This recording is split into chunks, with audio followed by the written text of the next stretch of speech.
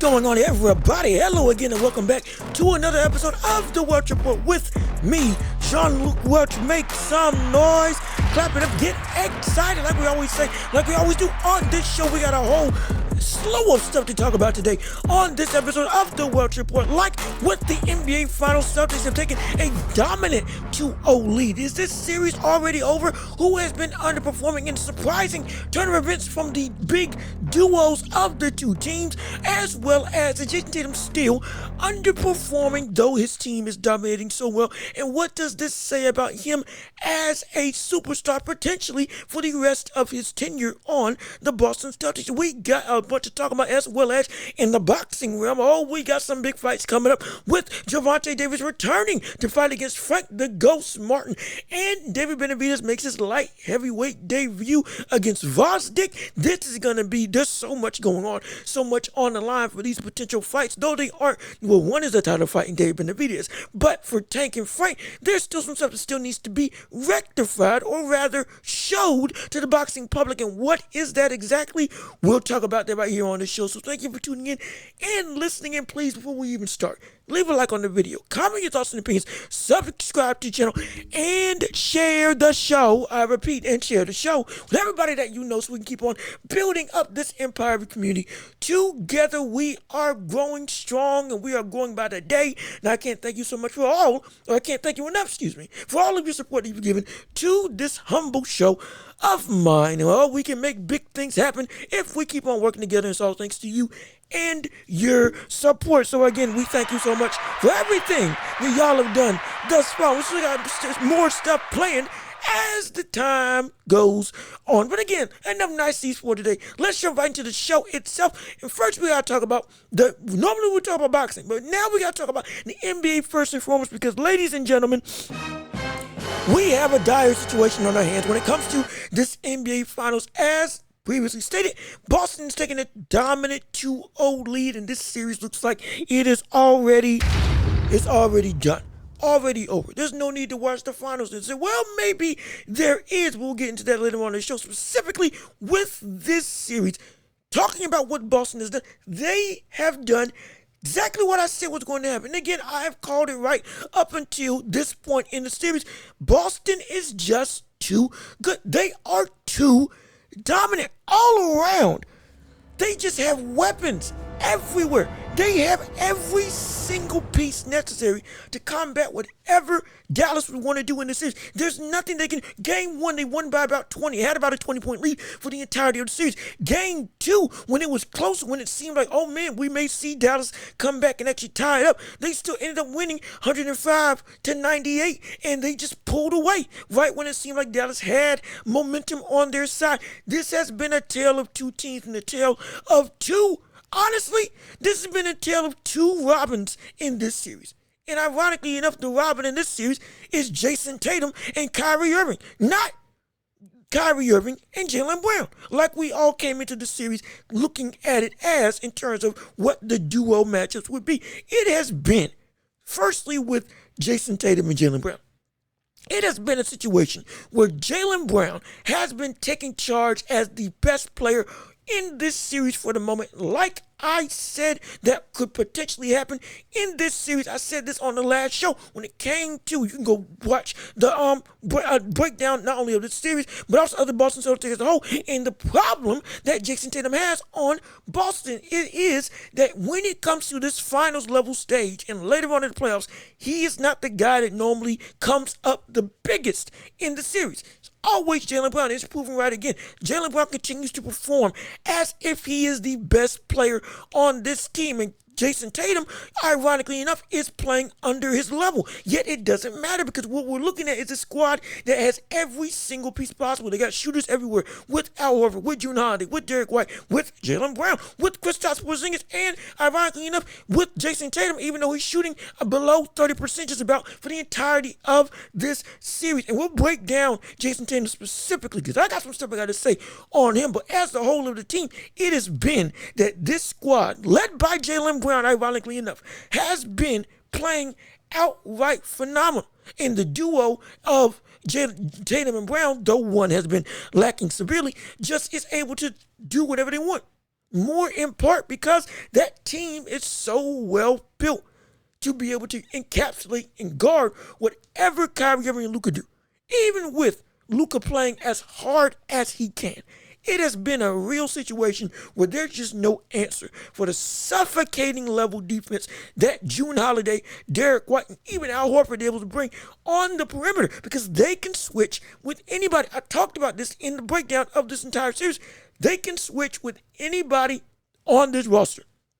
Whether it's PJ Brown, or excuse me, whether it's PJ Washington, whether it's Luka, whether it's Kyrie, whether it's Derek Lively, whoever's on the perimeter, Tim Hardaway Jr., even though, again, when it comes to as a good role player, but still, they can switch and guard anybody on the perimeter and have the ability to have high pressure, high intensity, high physicality without sacrificing the need of, oh man, if we get beat, we don't know what to do. We can't function. No.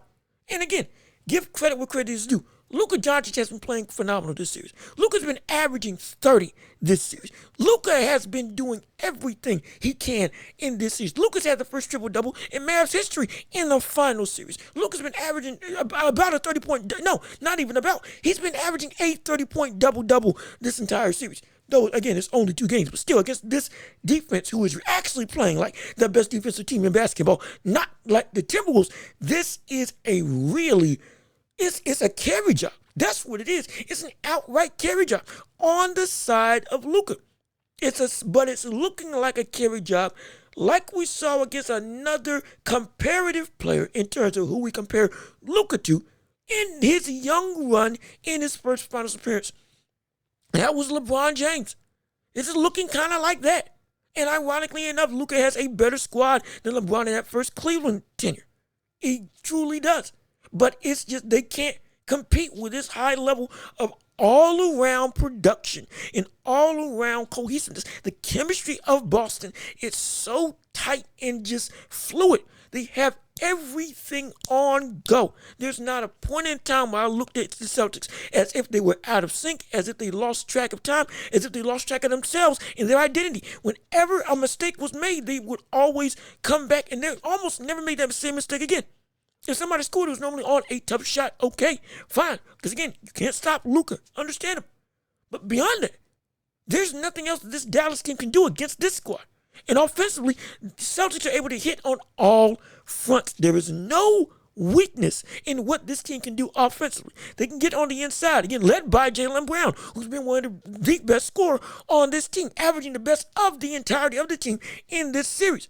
You have a facilitator in Jayson Tatum, ironically enough, who, while he's been abysmal scoring the ball, shooting terribly, and again, we'll get on Jayson Tatum specifically, still, he's been able to be their leading candidate for assists for the entirety of this run. He's been able to be the guy to feed everybody the ball, and they've been making shots consistently. Derek White, June Holiday, both on the perimeter, offensively and defensively, have been stellar. And their job on Kyrie Irving has been phenomenal. There's so many things this team does right. Not to mention Kristaps Porzingis, who came in game 1 and dominated as if he was back in New York when he was dominating and being one of the brightest stars, the true unicorn of the NBA. Playing like that again now. After not playing for 38 days, came back and dominated 18 points in about 20 minutes. Ridiculous. Absolutely ridiculous. And still in this game too, though he didn't play as dominantly, he was still one of the best rim protectors, one of the best shot difference makers in terms of affecting what happens around the rim, legitimately having the ability to help shut down, well not shut down, but help contain Kyrie and Luka's ability to really be able to harp on the inside to get to the rim, which is what they're both adept at and dominant at, some of the best in the league. He's been one of these stifles as to why they can't do what they normally do. It's been insane, the difference that he's made for this Boston squad in their interior defense. It's ridiculous. Him and Al Horford have been phenomenal in guarding the paint. And Al Horford on the perimeter is able to switch, is able to guard, is able to actually hold his own. And we shouldn't be surprised. We've seen him do this in the past, in the finals, in the playoffs. This is not something new that we've seen from Al Horford. This is just a dominant team. It's too good. They're too good. They are too good for Dallas. And that is the main reason why they're going to win this finals. They're most likely going to sweep it. And I picked them to win it, and it's going to win it. We got on the love of Dallas and the hate for Boston as to why we were saying Dallas can win it in 6. Dallas can win it in 7. Oh, don't count out Luka and Kyrie. No, we don't count them out. We count out the rest of their team. That's what we're counting out. Your team is young. Your team is youthful. Yes. Your team is athletic. Yes. But your team is still so new, and there's so many holes that not even Kyrie and Luka can overcome and cover up when it comes to the bigger picture of basketball once you get to these elite level teams, specifically a finals level stage. Now, you're going to get exposed. Derrick Jones Jr. is not a great shooter. Yeah, he's got to be relied on to shoot because you need some foundation to score because Kyrie Irving, for lack of a better term, has been abysmal. Has been horrible. And we're getting ready to touch on Kyrie Irving specifically.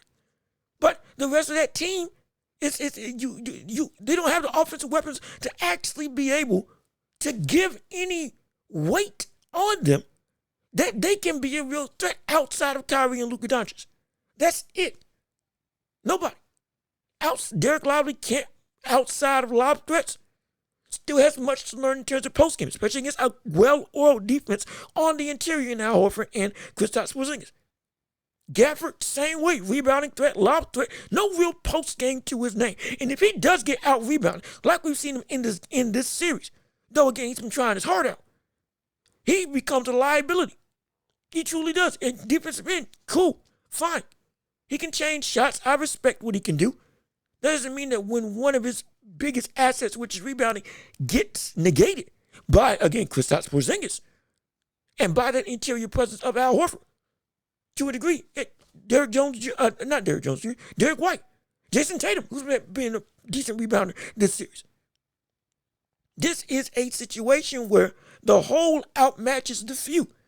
They don't have enough to make anybody else a real threat, a consistent threat to take some weight off of Luka and Kyrie. Hence, when they can't get going, nobody else can get going. Because y'all can't hit your open shots even when you are open. And when you do get covered, well, you're just a non-factor. You just are. And I respect P.J. Washington. He's grown greatly from his days in Charlotte. Still, it's not enough. It is not enough to compete against this Boston Celtics squad. And the biggest problem outside of just Boston being too good, too strong, too dominant for anybody in this series is Kyrie Irving. Kyrie Irving has been absolutely terrible. It boggles my mind. I've never seen him this strapped before for the ability to put the ball in the bucket. This has been completely out of character. We were all saying that this was going to be Kyrie Irving getting revenge on Boston. You know he's going to give you 30. We've been saying that they're the best offensive duo that basketball has seen in terms of as a backcourt. And it still is true what they can do together. But my gosh, when we thought there wasn't a way to stop them, Boston found a way to stop them individually. It would be different if Boston was just doing what Boston does. And as a whole, Kyrie and Luka, they go off for whatever numbers. But still, they're able to lock down everybody else and hence win the series. This is a situation where even with Kyrie Irving and Luka specifically, they've shut down one of the two, which are supposed to be unguardable. They've held Kyrie Irving to 15.5 points this series.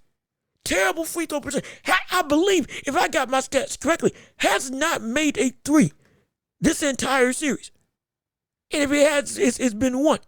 In fact, let me check and make sure. Let me check and verify, because if I see correctly, he has made, ain't made a 3 this entire series. Averaging 15.5 points a game. Shooting 35% from the field. He's 100% from the free throw line, but that means nothing. In 39 minutes to play, you're playing as well as Jayson Tatum. Dare I say worse, as the second option. That is abysmal. That's horrible. This is oh my gosh, it's a complete collapse. We have to call it like it is. It is a complete collapse by Kyrie Irving right now.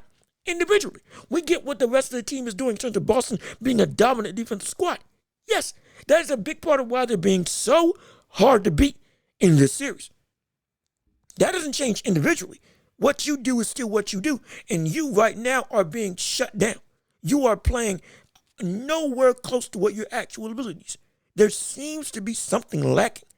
I don't know what, but my gosh, it's everything. The biggest thing that you are is an offensive weapon that can keep this series in any way, shape, or form close, or at least within arm's reach to say, yes, we can win.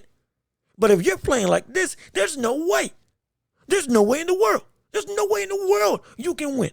If your best second option, supposed to be one of the best Robins in NBA history, the most skilled player, as many people have touted in NBA history, is doing this, is putting up below, not even below bench starting numbers or below bench level numbers.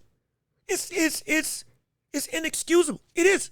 We have to call it. It is inexcusable that we're saying Kyrie Irving put up this abysmal level of production. It's horrible. It is absolutely terrible. And there's no excuse for it outside of you have to find a way. You have to find a way if you're Kyrie Irving. This is why you were on this team, to be a dynamic scoring threat for Luka to be able to work off of, to be able to take the load off of Luka when it comes time to eat. We saw you do it in the Timberwolves series, taking turns against what was statistically a better defensive team. Now, June Holiday's giving you the business. Derek White's giving you the business. They are making you work, and you are not producing. It is a big reason why they are losing. My gosh, we have to call it a complete collapse on his part. As to why this team is doing what they're doing, which is playing hard. And even beyond that, the rest of this bench is just terrible in terms of offensive production. You have, outside of Kyrie Irving and Luka, nobody's giving you above 14 points in this series. Beyond that, outside of the first four players on the starting lineup, nobody's giving you above 10. This is where the depth of Boston comes into play and was going to be one of the biggest deciding factors for why this team could not compete. Once you get out of that starting five, now you have allowing people like Tim Hardaway Jr. Yeah. Oh gosh. That is, my goodness. In fact, in the words of good old JR. Hey, look at this. We got some problems here. We got some problems here. We're talking right with you. Yeah, absolutely right. We got a problem. If those are your best weapons to be able to come off the bench and keep some level of momentum or get some level of momentum against the Celtics second unit, and you're doing this, not even getting above 9 points a game for the majority of your first 10 players in your rotation, that's a recipe for disaster. That's a recipe for disaster. I will call it right now. This series is most likely done. And Boston's going to sweep. Boston's going to sweep Dallas. And everybody who is working on the hate of Boston, understandable. I get it. I completely get it. That doesn't mean that, hey, don't let that overcloud reality. But there was no way, as much as we love to look at Kyrie Irving as a killer, which he is, much as we love to look at Luka Doncic, who is a killer, which both of them are. That's it. That is it. That's all that they had. I said this team could beat them. Yes, this team could beat them if everything went right. And everybody played at their absolute best. That's not what they're doing right now. This is nightmare fuel. This shows that this team, hey, you can get to the finals, but you need some more pieces. Next year, and yes, I'm saying next year because I think the series is already over. You're going to have to make some real moves to be able to get you set up to have depth and more consistency throughout your team. And not having to rely on people like Tim Hardaway Jr. as a means to say, you're an offensive weapon, go give us some points. It's so insane. And again, another thing about what makes this series so unique is the fact that Jayson Tatum has been so horrid this entire series, yet they've been able to dominate like it's nothing. This is the last thing I'm going to talk about with the NBA Finals, with Jayson Tatum specifically. Right now, and we touched on it earlier, right now, Jaylen Brown is the best player on the squad. Jayson Tatum has been playing so far and away below his active ability. This is worse than how he played in the last finals against the Warriors, who were worse equipped to guard him. He was able to put up with 22, but again, got outplayed by Jaylen Brown in my estimation. Now he's barely, in fact, let me not even guess the numbers. Because I got it right here. Jayson Tatum, game 1, 16 points, 6 of 16, 6 turnovers, 3 of 7 from 3. He was passing the ball, understandable, but still, horrible, terrible. Game 2, 6 of 22, 1 of 7 from 3, had 12 assists, understandable. Again, the facilitator for the squad. But my gosh, what did I say before? Your individual production, even if you win this finals, is going to gauge where I view you as a top 10 player, whether I move you down or move you up or keep you the same. Just because you win doesn't negate how you perform. No. And right now, you are performing, again, in the biggest moment, in the best case scenario, where you have the better team and you individually should be unguardable. You, again, are proving that you aren't built for the moment. You are getting carried, not as the leader, but as a role player. You are, as the star of this squad, you are being carried severely by 2 players that should be bench players, by both Kristaps Porzingis and Jaylen Brown. Both of them are putting up better numbers than you. Jaylen Brown right now is the leading candidate for MVP, just like last year when they were up in the series, or when they were playing in the series, and Jaylen Brown was outplaying you then. He's outplaying you now. Y'all called me stupid. You all called me crazy. Y'all said I was ridiculous. You said I didn't know what I was talking about. You all said that I was the one that was just sitting here, don't know nothing about basketball, go touch some grass. That's what you all said. Go outside, see the world. That's what you all said. I know nothing. Yet look at what's happening now. I don't speak for hot takes. I don't speak for clickbait.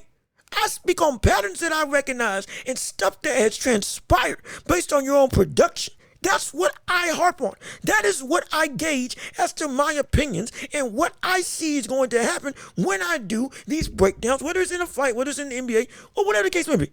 And based on his production, when he was in another situation where he was in a golden opportunity to dominate, should have been having the best series of his career in the finals against 2 teams who should not be able to stop him at all.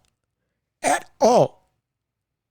At minimum, he should be playing well at home and struggling away. I can understand that more than I can understand this.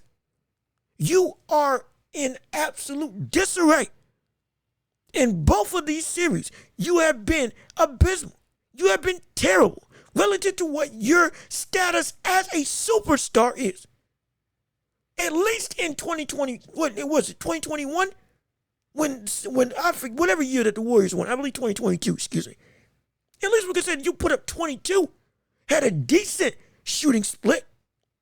It was on the level of Jaylen Brown, which should not be happening. But hey, you played on the level of your co-star. We hold you that you should be outright the best player, but you played on the level at minimum.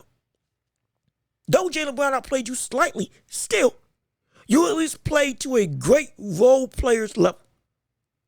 It's not horrid, though it is horrible compared to what you've done. This is completely different. You are playing as the 3rd, arguably 4th best offensive option on this team. You are playing at such a low level, you are putting up numbers as Kyrie Irving is right now. And Kyrie Irving is the 2nd option. You're putting numbers up to his level. You are turning the ball over like Russell Westbrook. You are shooting 6 for 26 in a game when you should be able to drive and score. When you're in a one-on-one situation, yet you're missing layups around the rim, yet you're missing open jumpers, yet you can't hit mid-range shots like you were in the regular season. Everything offensively that you were able to do in the regular season, and even up until this playoff series, like when you won the Eastern Conference Finals, which Jaylen Brown won Conference Finals MVP of, you put up 29. Oh, no, excuse me. I'm sorry. You put up 30. My bad. You put up 30 points to Jaylen Brown's 29.5. But Jaylen Brown did everything else. But even still, offensively, we could not say anything because you were dominant. Great.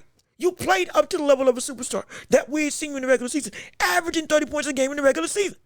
We see Luka averaging 30 right now. He averaged 35 in the regular season. He was playing phenomenal throughout his entire tenure, and there was no drop-off. This is a drop-off unlike anything I've seen from a superstar on a winning roster who is up in the series. You, as the best player, are playing abysmal. And this isn't because like a LeBron situation, when LeBron wasn't trying to take light away from Dwayne Wade and wasn't trying to ruffle feathers, by taking the reins per se. It wasn't until D. Wade told him, yo, this is your squad. You're the best player. Play like it. That you then saw the complete change and shift. And he never went back to that again. You never saw that part of him again. Jayson Tatum has been understood and has been told by his own teammates for multiple years, this is your team. Yet still in the biggest moments you don't produce. You are absolutely abysmal right now. Again, though you're winning, and it's terrible. This is why I say you're not a top 10 player. But everybody looks at me like I'm stupid. Yet when you look at this play, tell me that this is a player that deserves to be in the top 10 right now. When consistently, when stuff gets harder and harder, you don't play well. You don't play well.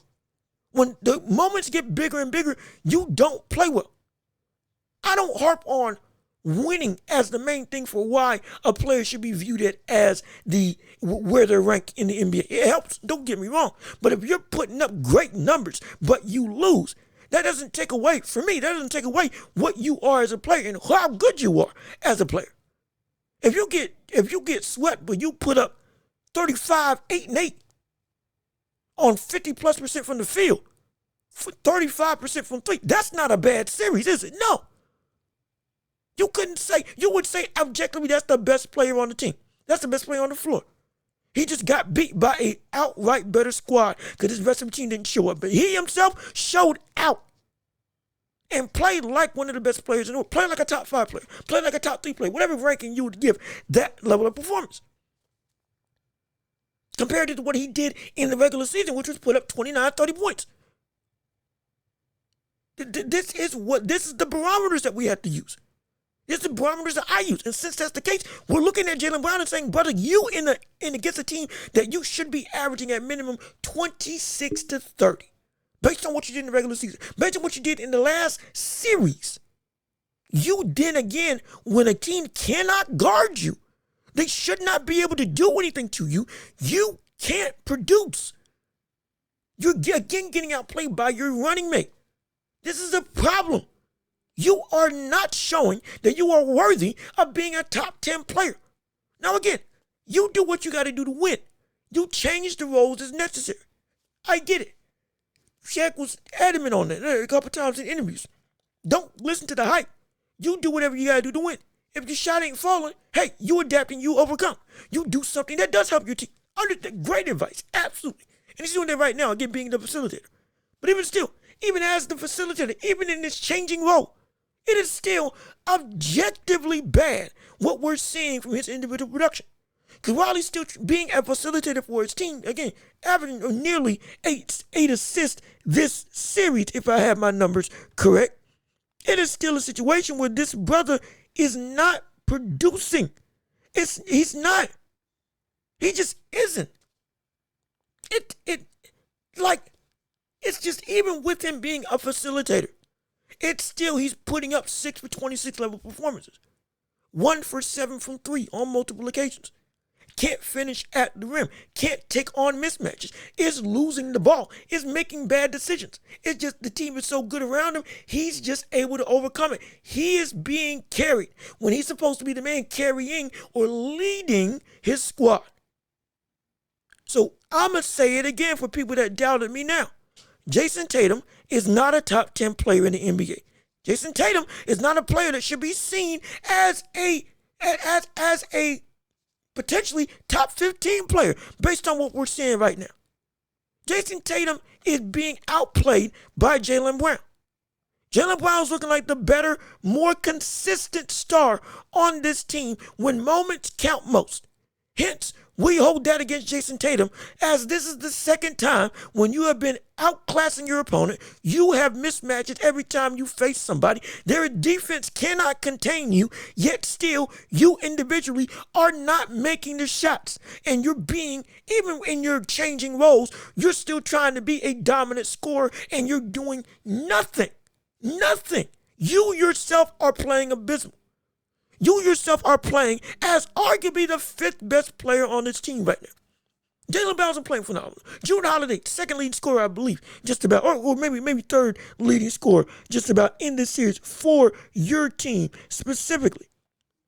Derek White and Jrue Holiday taking on the Kyrie and Luka, switching tasks and playing dominantly. Kristaps Porzingis, if he started and played 32 minutes, he would be arguably the best player on this team. If we put his numbers up per 36 minutes, it would be incredible. And Al Horford's been consistent as ever. Jayson Tatum, no, you haven't. You're not. You are underperforming when you are supposed to be the man. And we hold that against you. You are the problem in Boston. This championship is going to be a constant reminder. Yes, we won, but I didn't help. Not nearly as much. I got carried. He got carried. He's getting carried right now. And don't let Boston end up losing this series. Don't let them start losing this series. Don't let it be that Dallas adapts and it comes down to they could have won the game, but Jayson Tatum was again 6 for 22 from the field. Kept missing open threes. Wasn't able to finish at the lane when it mattered most, and they end up losing because of situations like that. My gosh, it's going to be even worse than it is right now. That brother might get knocked out of the top 20 with that severe of a detrimental drop-off. In the fans, in the eyes of the fans, in the eyes of the public. But I'm saying right now, I'm not stupid when I say that Jaylen Brown has been playing better. And Jaylen Brown is getting outplayed, or is outplaying Jayson Tatum, who's supposed to be the star. We hold that against LeBron. We hold that against Nikola Jokic. We hold that as a barometer for why Kobe was so great. Because when it came time to show up, he showed up. Win, lose, or draw, you knew what you were getting from him. We hold it against him on why they lost against Detroit, because we said, oh man, this brother shot him out the game. We shot his team out the game.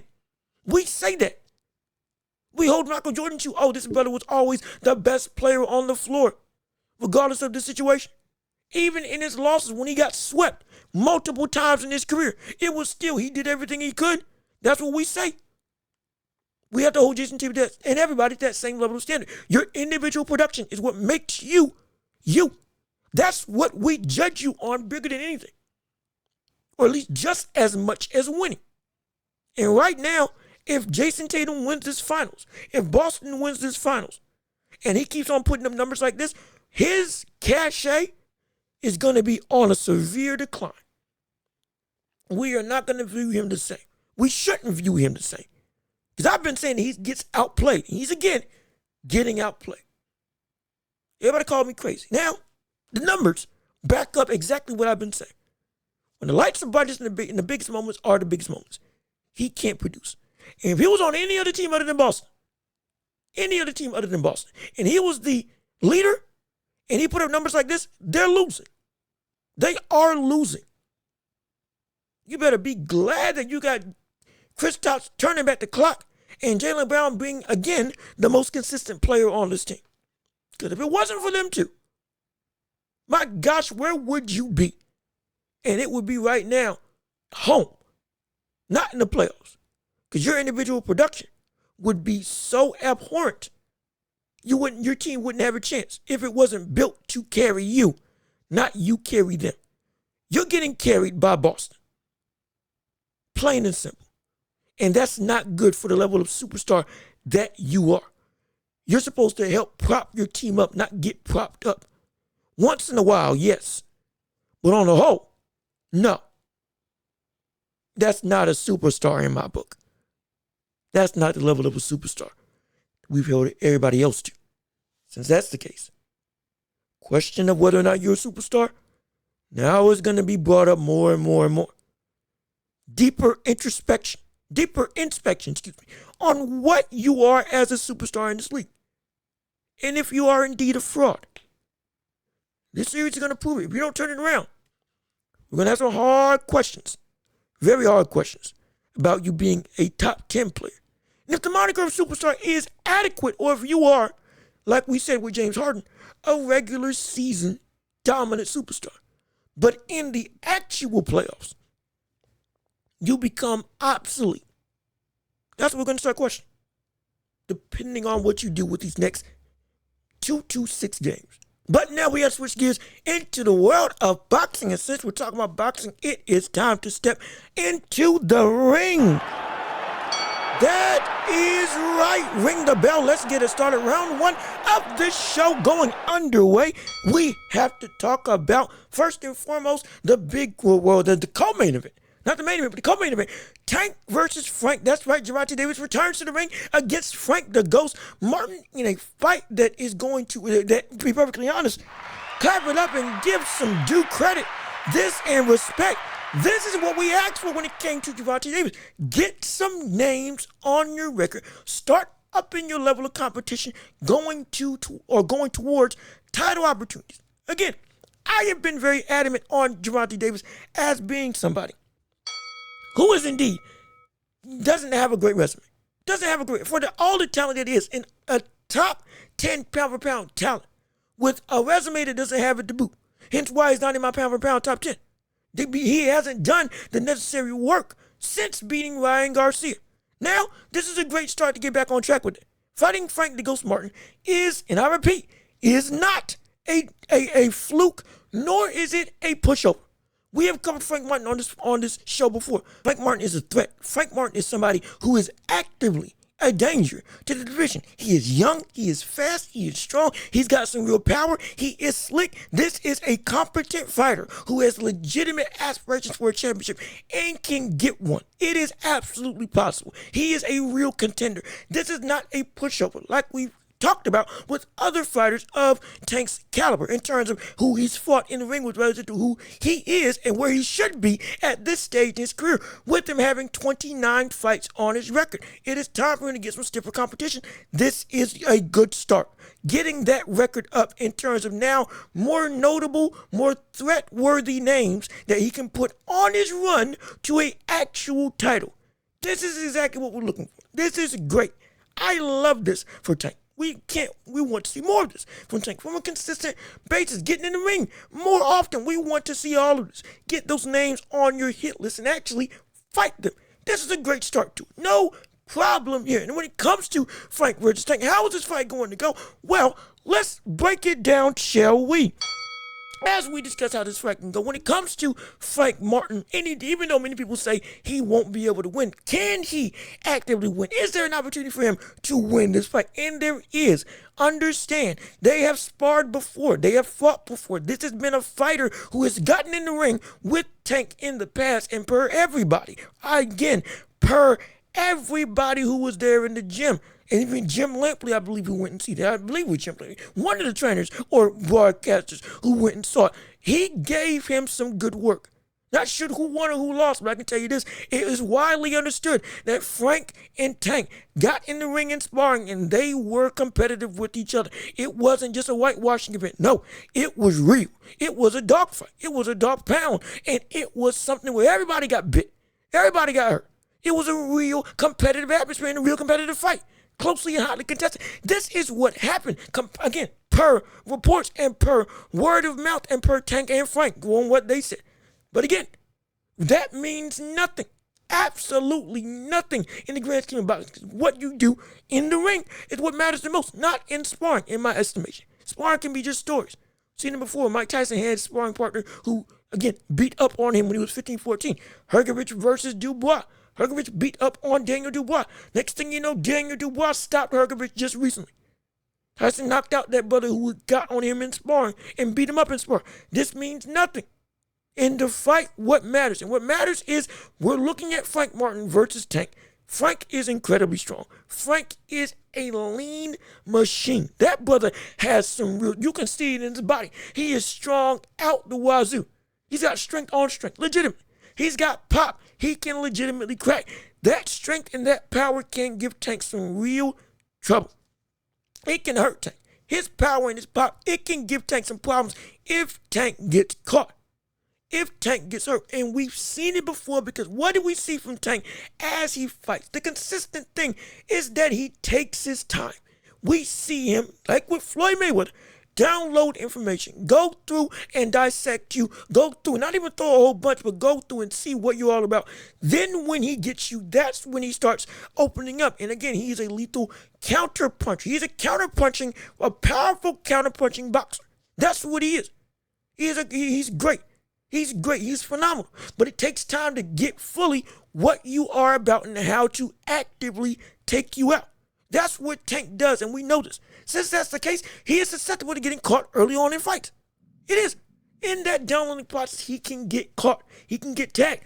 We saw it against Ryan Garcia, even though he knocked him out and dominated. Still, first couple rounds, we saw that right-handed Ryan Garcia get through to Tank.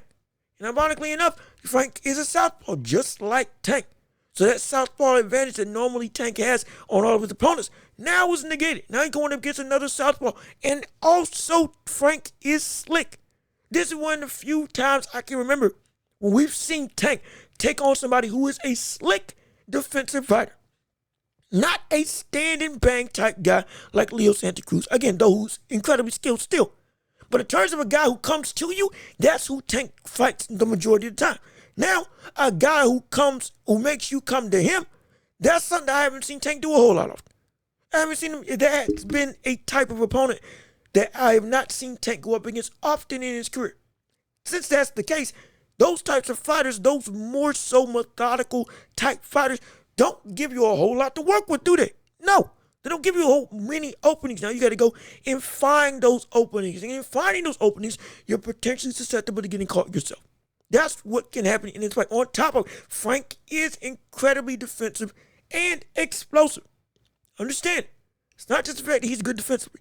It's the fact that he can also, when he chooses to attack, that brother can jump out and get to you. Close the distance incredibly quickly. Make it so that you are almost caught off guard by his explosion and speed in attacking and closing the gap with his jab and just the speed of hole that he has with his punches. On top of it, like I said before, the power that he has is real and can hurt you. That's what Frank brings to the table.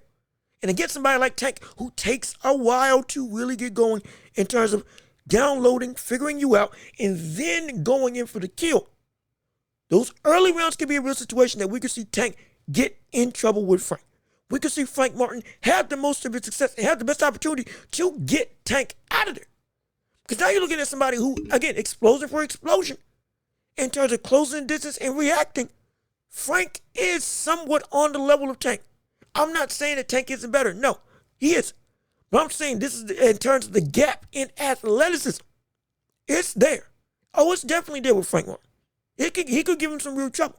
He could give him some real challenge. He could catch him off guard and actually catch him off balance and put him out. Or at least knock him down. I'm not going to question Tank's toughness. No doubt he's got toughness. Absolutely. So does Frank Martin. Frank works against Artem Harutyunyan. We saw him, and we covered this fight as well on this very channel. We saw Frank give Harutyunyan some looks. Harutyunyan adapted.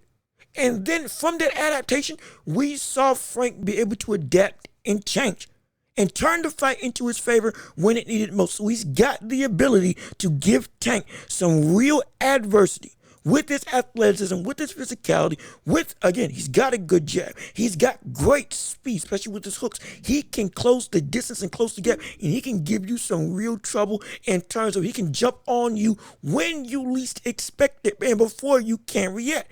This is a brother who's got some real talent. He can give Tank some real trouble. Not to mention the fact that Frank's footwork is elite. It is good. It is fast, and it can be something that can give Tank a lot of trouble, not just offensively, but defensively as well. His ability to get out of the way, utilize the ring, the fullness of the ring, to be able to have everything as a means of escape, it can be useful, especially with him having a longer reach and being taller than Tank. Frank can have some real opportunities to lull Tank in for counters, using that speed of his footwork and foot movement to get out the way and be able to essentially pull counter or counter with the hooks like he loves to throw in his attack. This could be a situation where we see Tank get lulled and potentially overextend, ironically enough. Make the mistake, even though he makes fairly few. And if he does, we could see Frank Martin have the ability to capitalize because he's got the hand speed and the foot speed, not just to get out the way, but to also catch you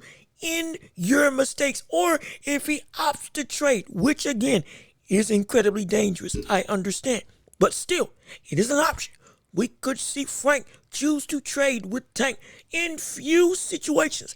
And if he does come out successful a couple of those times, that could lead to not only a bolstered sense of confidence, but potentially giving Tank more to think about as a barometer of, oh shoot, wait a minute, maybe I need to rethink my offensive attack. And if it can cause Tank to hesitate slightly, his ability to do what he wants to do when he wants to go in for the kill, that can spell some very long-term success for you as this fight goes forward. There is a possibility he can win. He indeed can. But it's got to be in the first 5. If it goes beyond 6, he can't. I don't think it's going to be able to happen. But if it can get him in the first 5, knock him out and use that strength and show that his power is real, then yes, it's possible that we could see Frank beat Gervonta Davis. It's entirely possible. Especially with the work that he likes to do on the inside when he is squared up with somebody. Again, it's a dangerous position, don't get me wrong. Especially against somebody like a Tank Davis. But still, Frank Martin, he is a brother who, he's the ghost because he can disappear on you. And he's also a ghost because when he gets on the inside, he is terrifying in terms of he will go and attack the body. He will stand his ground. And he will throw shots that will leave a mark. Yes, he will. Oh, yes, he will. That's not a question. That's what he can bring to the table. That's what he can do against somebody like a Tank Davis. It is entirely possible that we see Frank do an upset in this fight. However, that's not what I think is going to happen. We will see Tank beat Frank Martin. I think we're going to see Gervonta Tank Davis do it. Actually, I know we're going to see Gervonta Tank Davis do it. Because here's the thing about Gervonta Davis. In everything I've said about Frank Martin, with respect, it is all true. Tank has everything else at a higher level. Everything at or above Frank Martin's level. Defensively, Tank is at the level of Frank Martin. Offensively, Tank is one of the best offensive fighters in the entirety of the sport. Counterpunching, we know Frank, he can be a good counterpuncher. Tank is a counterpuncher, one of the best counterpunchers in the world. He is people normally just see him as a knockout artist. He is a boxing savant, and his countering ability is what makes him so deadly because he will always pick his shots and be patient. And when he does throw, it'll most likely be at the most opportune time when you aren't able to take it and will always catch you. He's one of the best counterpunchers in the world. On top of the fact that he is sharper, he's faced a lot more opposition and opponents. He has the ability to be able to fight in more styles and in more frameworks than Frank Martin is able to do in his own right with respect to Frank Martin. We're looking at a fighter who is just on another level than Frank, and he will be able to win because with everything at his disposal, on top of with the athleticism argument that we made with Frank Martin, Tank is still as athletic as him. Oh, he can.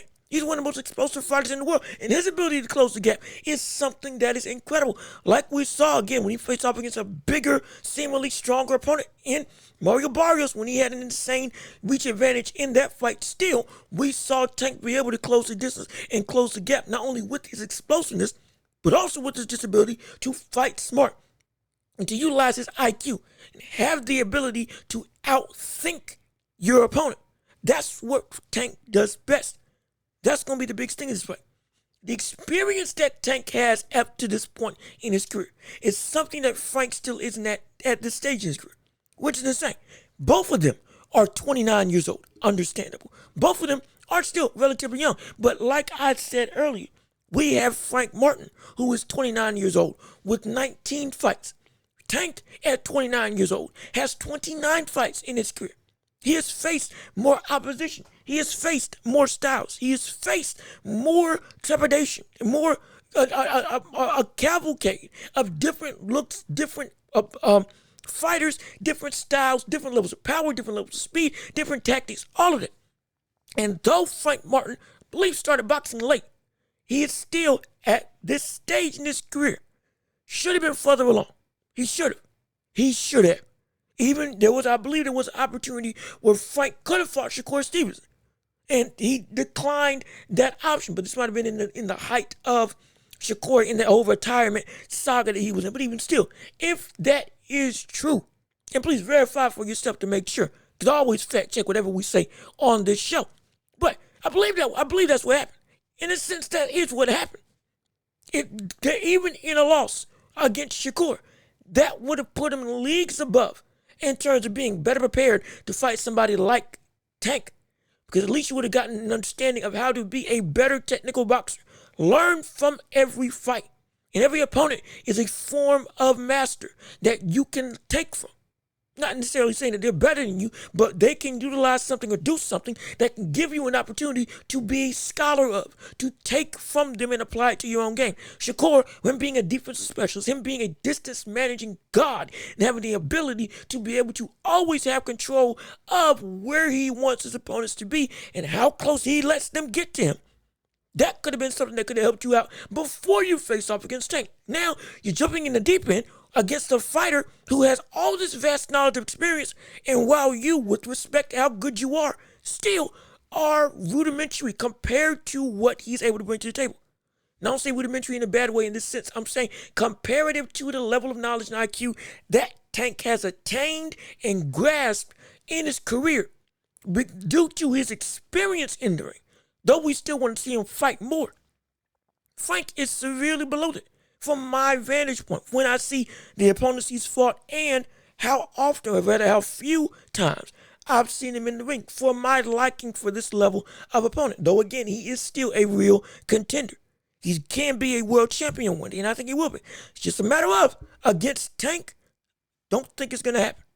I don't think he's got enough experience. I really don't. And he makes far too many mistakes that Tank will be able to capitalize on. Frank Martin's ability to be defensive is real. I repeat, Frank Martin's ability to be defensive is absolutely real. Problem is, in that defensive skill set, there are glaring holes in his game. Like with the fact that he moves his feet, doesn't move his head. If he doesn't move his head, it's always in the same way. Ducking down, either in a full guard or a half guard.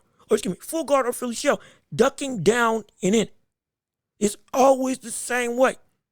Moving his head is very rudimentary. His feet, similar to Shakur, is what really saves the day in terms of his defensive ability.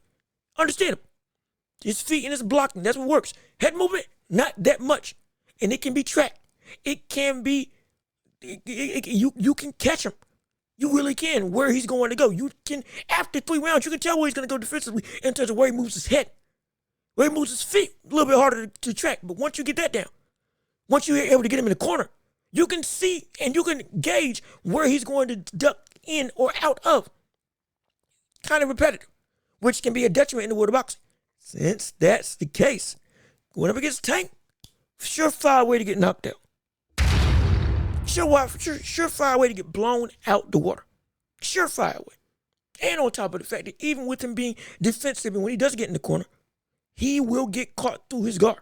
There's been times and lapses in his defense when he got overly anxious or thinks he's safe when he really isn't. Relaxes and gets to a point where the exchange is over. And then boom, if you are willing to throw an extra shot, you can tag him.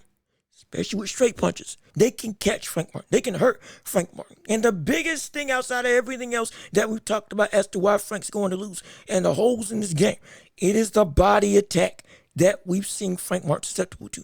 Again, against Hartunian, we saw him against the body get damaged, get hurt, get caught on a consistent basis. You can train Frank to be able to get caught where you want to catch him. You can train him to it. We saw it against Hartunian. He would consistently guard high with that Philly shell and open up that left side, or right side, excuse me. Hartunian would gladly oblige, consistently landing right around the elbow, right on the body, or right under the elbow, right in the center of the body. We see it constantly. That is what Frank is susceptible to. And Hartunian isn't even that fast of a fighter. Rangy, understandable, but still, it wasn't the speed that caught him. It was the timing and training Frank to want to block high. And just the natural tendency of him to block high. Then go to the body, damage him to the body. You saw the physical reactions. There is a weakness there. You can train Frank to be susceptible to tendencies. And then once you mix it up, now you're in real trouble if you're Frank Martin. Especially going up against somebody like a Tank Davis, because you're going up against one of the best offensive fighters in the world, like we talked about before. And there's so many things that are wrong with Frank in terms of his defensive skill set, even though he can be and is a defensive fighter. He is very fast. He is very twitchy. He is somebody who can give you some trouble. Absolutely. He can counter you. Everything I said beforehand is true. Going up against Frank Tank, though, Gervonta Davis doesn't play those types of games. He will open up when he sees that you're vulnerable. And there are a lot of times when Frank thinks that he's safe. He's not safe. He's not. Hartunian threw a lot of wrenches at him, and we saw that there were some screws that are loose in the game plan of Frank Martin and the fighting tactics of Frank Martin. Now that those are exposed, I guarantee Tank is going to exploit them. And we will see Tank most likely in round 8 knock out Frank Martin. I can see it. I can wholeheartedly see it. And it comes from the training of Frank Martin to be poised and primed to defend one thing. And it's going to be repetition over and over and over up until when Tank switches it up. It's going to be he gets caught and he gets dropped. And then either it's going to be a one-hitter quitter or it's going to be a situation where it's the beginning of the end. And he's going to be going through that guard. He's going to duck down. And he's going to either get caught with an uppercut like we've seen Tank do multiple times in his career, or it's going to be a straight left. Straight left right down the pipe through the guard on the temple. It could even be a body shot at an uppercut like, or a straight left like we saw against Ryan Garcia. Because again, it is susceptible. We're going to see him get knocked out. I wholeheartedly believe we're going to see Frank get knocked out by a Tank in 8 rounds. Because it's going to be the Tank's going to download his opponent like we've always done, go in, and as the fight progresses, open up his offense more and more. Once it gets adjusted to the speed and explosiveness of Frank Martin, it's going to then start laying down the traps. Lay down the treats for you to get trained to follow me. Do this, do this, do this. Then when I switch it up, now you don't know what to do. I'll give you the same look, but you don't know which option's coming. And once I get you there, if you're Tank, you're done. There's nothing you can do to me now. And it's over. That's what I can see happening with Frank Martin. So I got Tank knocking out Frank Martin in 8 rounds. Hopefully I'm right, hopefully I'm wrong. We'll see what happens. Regardless of what happens, we will be here to cover it all. And this is going to be a step in the right direction for him fighting other champions like potentially Vasily Lomachenko. Getting in a fight with Shakur Stevenson, going and claiming all the belts at 135, and potentially moving up to 140. This is a fight in the right direction for Tank. This is what we want to see, and we want to see more of it from people like Tank Davis. This is a phenomenal fight. It's going to be an entertaining fight. It's going to be an entertaining affair. Don't get it twisted. And I guarantee you, I think we're going to see Tank knock him out in 8 rounds off of either a counter shot and or straight through the guard, off of him ducking down because he gets trained to duck one way. And his defense has holes that even he may not recognize. And against Tank, they will be exploited. Trust and believe. Oh, trust and believe is going to happen. But with that being said, we still got another fight in the books as we have David Benavidez, that is right. The monster himself, the Mexican monster himself, going and returning to the ring against Oleksandr Gvozdyk in a fight for the interim title at light heavyweight. This is going to be about that. This is David Benavidez's first debut at a new division, at a heavier division, with heavier punchers, heavier hitters. This could be where we want him to be, because this could be the best David Benavidez that we've seen in his career. Everybody's been saying that he's been an oversized super middleweight. Now, let's see how he compete against the big boys. At least that's what some people are trying to say. I'm saying I can't wait to see this David Benavidez, because again, I think this is going to be the best David Benavidez that we've seen to date in this tenure, with the added weight, walking around closer to his actual walking around weight, which I believe on the podcast he said was about 200 pounds, which is insane. But still, this is going to be hotly contested on the side of David Benavidez, not on the side of Oleksandr Gvozdyk. And why do I say that? Even though there's some backdrop to Gvozdyk. And let's break it down. Let's walk it down and talk about why or how this fight's going to go. As we describe what's going on in this fight with Gvozdyk first, we see that Gvozdyk is a fighter who, again, was fighting for a title, I believe was champion, and fought Artur Beterbiev in 2019 and did a hotly contested affair. That fight was a good fight, gave Beterbiev some real challenge. Ultimately, Beterbiev knocked him out like he's done with all of his opponents. Literally, all of his opponents has a 100% knockout ratio, and is the current unified light heavyweight champion, also with Dimitri Bivol, who they will fight later on this year. It's going to be very exciting, but still, we saw him do that fight. There was some real stuff there that if it was now, my gosh, that would give David Benavidez a lot of trouble. Yes, it would. Absolutely would. However, 2019 is not 2023. And this is not the same Oleksandr Gvozdyk. It's not. It's not. It is not the same guy. This is a brother who, after losing, getting knocked out by Beterbiev, retired for 3 years, came back in 2023. Now, he's had about 4 or 5 fights and has won all of them. Understandable. Most of them by KO. Cool. Love it. Respect it. And I'm glad to see that he is producing. Phenomenal. However, he's not the same at all. He is not the same fighter that fought against Beterbiev. Nowhere close. This is a brother who, while he's been consistent, he has lost something. And that something is speed. To his punch speed, to his movement speed, just everything about him. It is slower now in 2024 than it was in 2019. It's just the truth. Even in his last couple fights, again, we love the consistency, but still, in his return, there is still something missing. He doesn't have that same spring, that same sprite, that same combination fluidity, that same flow, the same movement, and the same defensive reaction speed. It's not the same. This is a brother who is he's still a good boxer. Don't get me wrong. He is the quintessential style boxer. He fights upright, yes, but he's good. Technically, he doesn't try to get himself in the ropes as often. He's a guy who will wait, get his distance, keep his ground. He will jab. He's got a good jab. He's got good power. Yes, he does. If he catches you right, he still can't put you down. That hasn't gone away. No, that's real. That's understandable. Great. Love it. Problem is, everything else about it, it still just isn't the same. It's not the same fighter. It's not the same guy. It's not the same Gvozdyk that we saw in the past. Now that that's not the case, going up against David Benavidez, who again has trained and sparred with him in the past before when he was coming up and Gvozdyk was competing for titles or was a champion at that point in time. Now it's a completely different animal. Sparring means nothing when it comes to the actual fight, especially when the gap has been, or the weight of the gap has now shifted from one landscape to another. It's now Benavidez is the better fighter. Gvozdyk is the guy who is trying to compete. That's what's going to happen. I really see that's what's going to happen.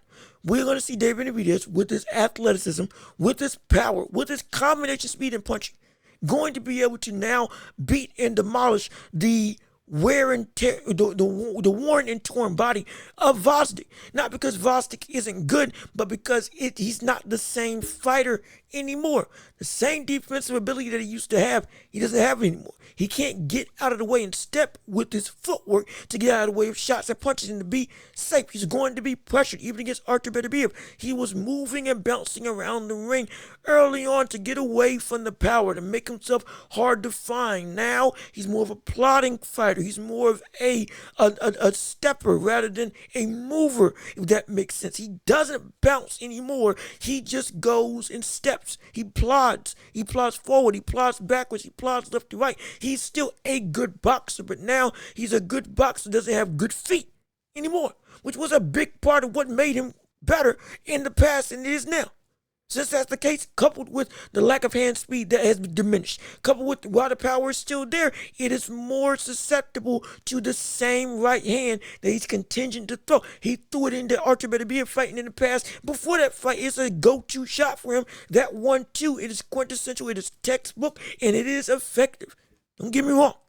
Doesn't mean that he still now more than ever relies on it than he did in the past. His offensive repertoire is even more diminished now, again, just due to time. It's going with what works. And because of that, we could now, again, if he surprises me, he surprises me. Fine. I give credit where credit is due.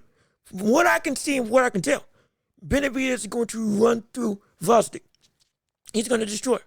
He is going to destroy Gvozdyk. It's going to be his hand speed is too fast. His combination punch is going to be too much for him to bear. He won't have the defense to be able to get out of the way or block and stop anything.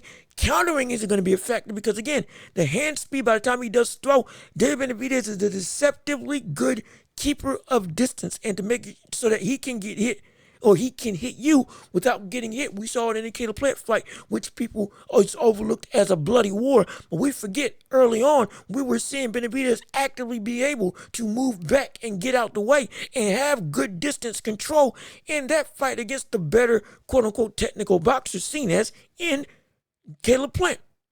We see these skill sets. We can't overlook what this brother brings to the table.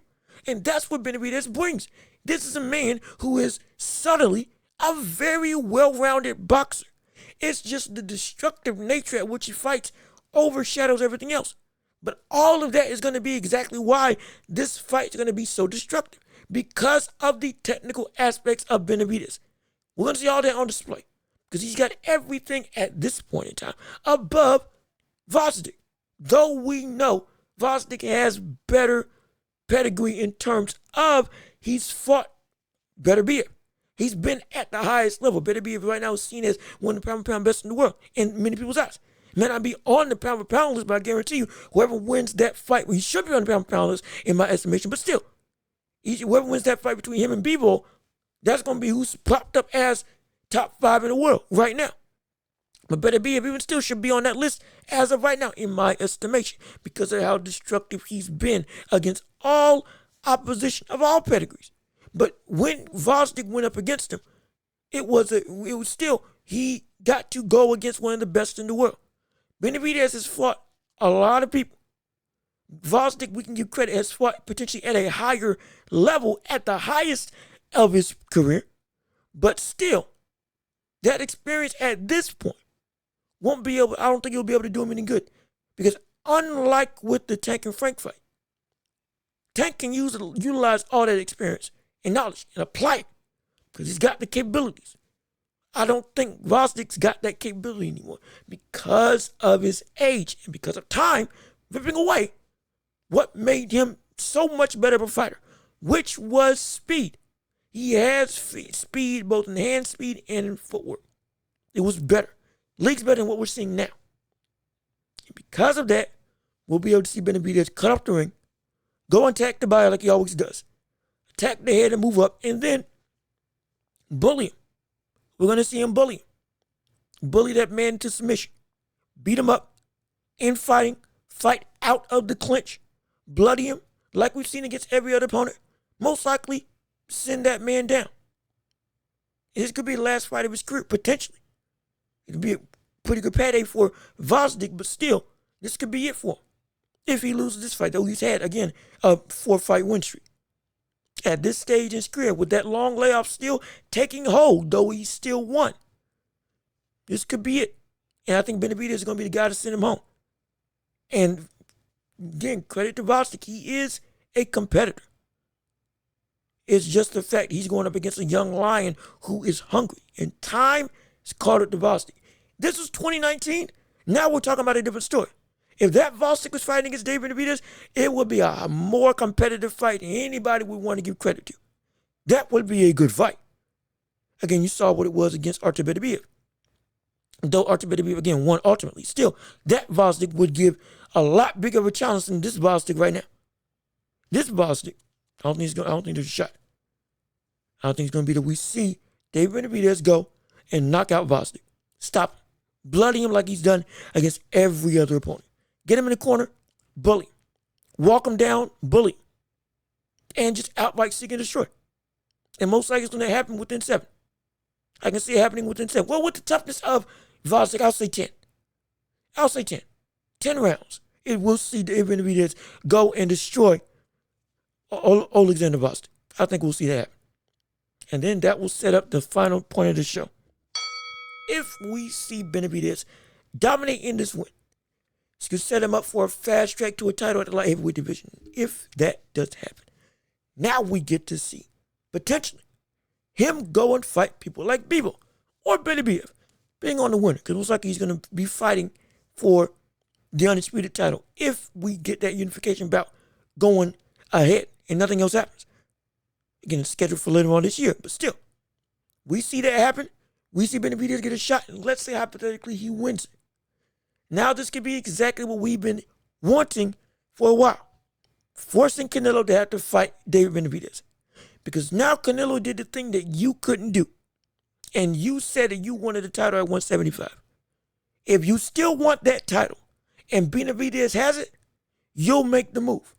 This will be the ultimate test. If we see Benavidez win the title in this run at light heavyweight, and he then becomes the man to beat, and now Canelo, you've been saying that you want to get a rematch for that title, and the man who beat you got beat by Benavidez in terms of if it's Bebo that wins the fight for undisputed, and Bebo faces Benavidez, and Benavidez beats Bebo, now the man who beat you got beat by the man who's been calling you out. You said that you want your rematch at 175. If that happens and you still decline it, then we know that you never wanted to face him in the first place. We now know that you would have wanted to lose, or you knew you would lose against him. And your legacy will be at a standstill because it won't be able to be achieved any higher. It won't be achieved any higher because now the very man that you said that you wanted to beat, or the very man that you said was below you, or you'd only fight for $200 million, beat the man who beat you, again, hypothetically, beat the man who beat you, and took the belt that you tried to take, took the undisputed belt, ironically enough. And now, you have an opportunity to, again, you can make any move that you want. If this is the move that you want to make to get your redemption, this is your opportunity to do it. And you still don't take it at that point. Since you keep saying you want to challenge yourself and you want your revenge, and you don't take it when David Benavidez has the candle, when David Benavidez has the belt, when he's got the thing that you say that you want, then we know what it is now. Fully. You duck Benavidez. Don't want Benavidez. You're scared of Benavidez. We have to call it like we see it if this does happen. And right now, still, this is looking like you are ducking him time and time again. But if we see that train happen, or that train of events happen, we see Benavidez go, beat Gvozdyk, get an opportunity for a title later on, beats and wins the undisputed title, or at least one of the titles at light heavyweight, potentially beats Bebo outright. That happens, and now he's got the belt and the name that beat you, and you still don't fight him at the weight class that you said you want to move up to again. There's nothing else for me to say except for you're ducking. You ducked him all this time. You never wanted him in the first place. And there will be an opportunity for Benavidez, though your career legacy is set in stone. If you're Canelo. Now there's an opportunity for people to view Benavidez as not necessarily greater, but more respected than you in their career when it's all said and done. Because he went and did take on every single challenge while calling you out at every turn. And when you had an opportunity to face him, you did not do it. And he went on and instead went and fought everybody else that he could. The true heart of a champion. That deserves all the respect in the world. That's what we could be saying about him. Not saying that we will diminish Canelo's legacy, but there will be a cap on Canelo's legacy if we see that Canelo does not fight David Benavidez, especially if it's at 175 and Benavidez beats Bebo and gets the title that Canelo lost an opportunity at when he lost to Bebo. Now, looking like a duck, and we'll call you out on it like we do all the time on the show. But with that being said, this has been another episode of The Welch Report with me, Jean-Luc Welch. Thank you so much for tuning in and listening to the show. Please leave a like on the video, comment your thoughts and opinions, subscribe to the channel, and share the show. Everybody that you know, so we can keep on building up this empire of a community together. Again, y'all have been phenomenal. We can keep this channel going, keep it sharing, keep commenting. I love to interact with you all. We will have more stuff coming as the weeks go on, and keep it locked right here on the greatest show in all the globe, the Welch Report, with me, Jean-Luc Welch. And again, we'll be back next week for more stuff going on. We'll keep up with the finals and everything going on in the NBA and in the boxing realm after these fights transpire. There's just so much more to come. Oh boy, I'm getting excited just thinking about it. But again, I've been Jean-Luc Welch. Y'all been wonderful. Peace and love. We are out of here.